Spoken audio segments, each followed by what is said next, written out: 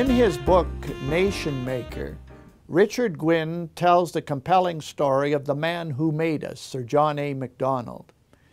He describes in a compelling way Macdonald's role in uniting the British North American colonies under a federal constitution, amalgamating their economies into a national economy, purchasing Rupert's Land from the Hudson Bay Company, and uniting to build the longest railway in the world, and in the process creating our nation, Canada. Richard also brings out a unique aspect of Macdonald's character, one that is very relevant to us today. Whereas politicians today, for the most part, are ideologically committed to democracy, but often do not implement its principles in practice, Macdonald was not ideologically committed to democracy. He was suspicious of it. But in practice, because of his love of ordinary people and his willingness to communicate with them conversationally rather than oratorically, he was perhaps our greatest democrat. We owe a debt of gratitude to Richard Gwyn for not only telling Macdonald's story with historical accuracy, but telling it in a way that is extremely relevant to our times.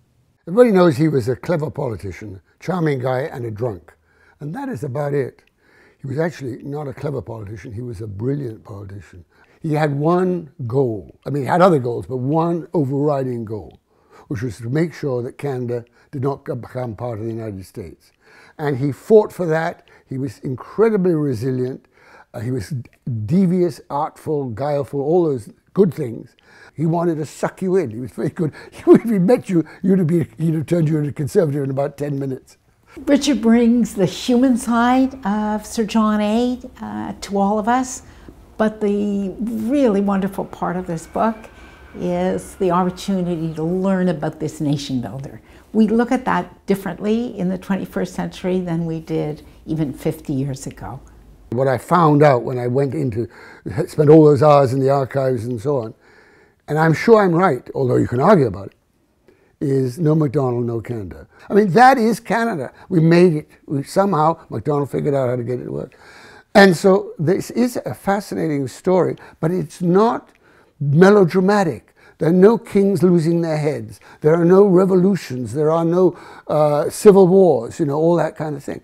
But they're people. People who are doing their best and sometimes doing their worst. And that is what our history is about.